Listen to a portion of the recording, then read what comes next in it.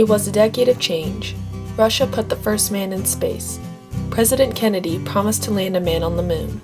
The baby boomers were becoming teenagers and young adults. The Beatles became a music icon. Nelson Mandela stood up for the rights of Black South Africans. The Civil Rights Bill was passed to stop racial discrimination in the United States. The hippie movement culminated in Woodstock.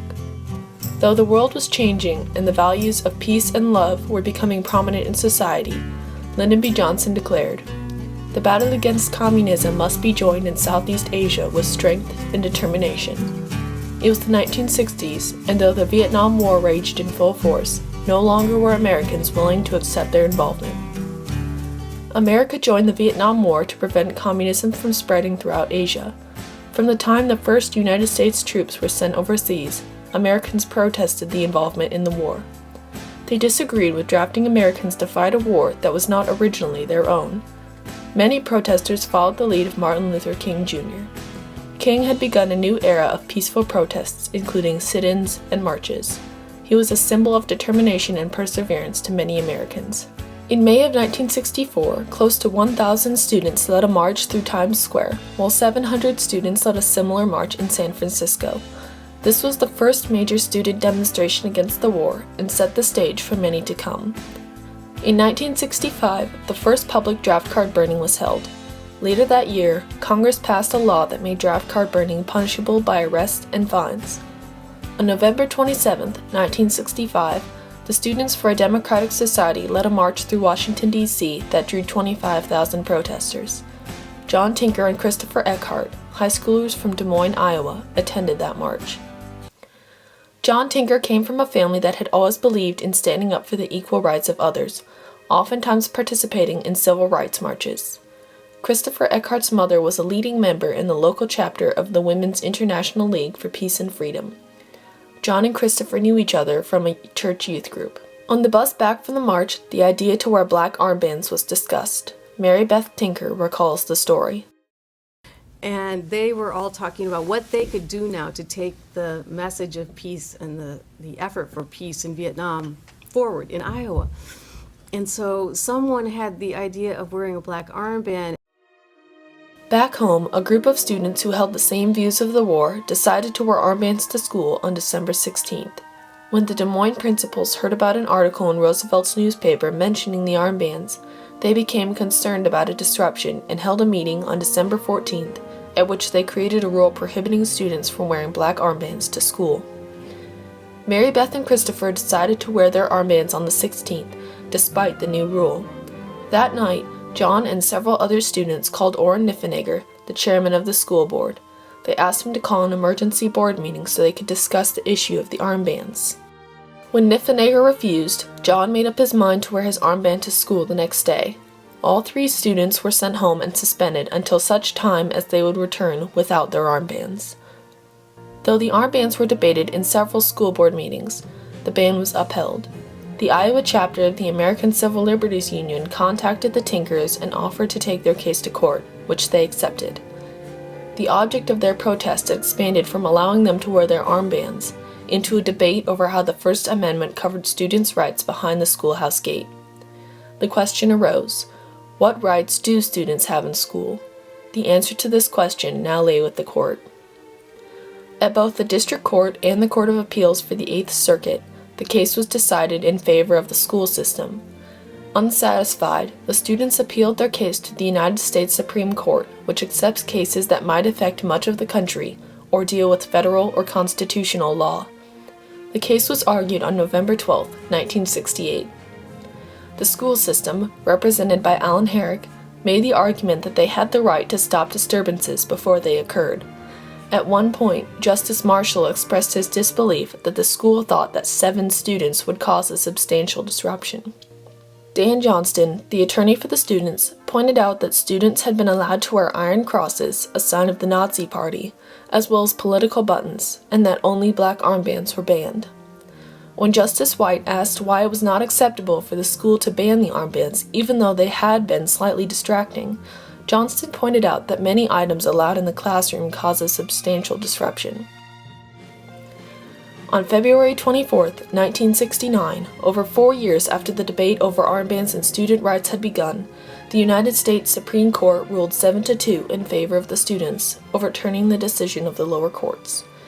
The outcome of the debate upheld the First Amendment of the Constitution of the United States.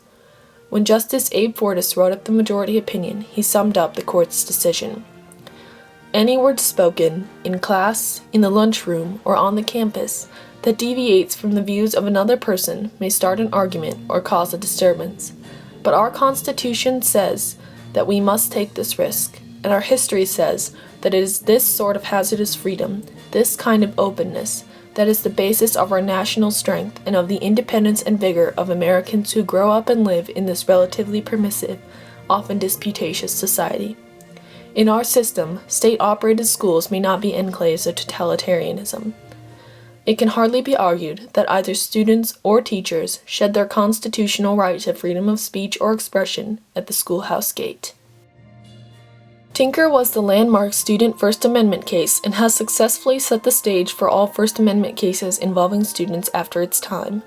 According to the First Amendment, the government cannot infringe upon the rights of free speech for the public. Tinker included students in that promise. This became more real for Mary Beth Tinker as she watched students use the Tinker case to stand up for themselves. When we got to the Supreme Court, I realized this is a big deal, but I still didn't realize that it would have so many consequences for students throughout the country. The consequences of the case are clear. In the past, student protests were strongly discouraged, but after Tinker became an acceptable way for students to express their opinions.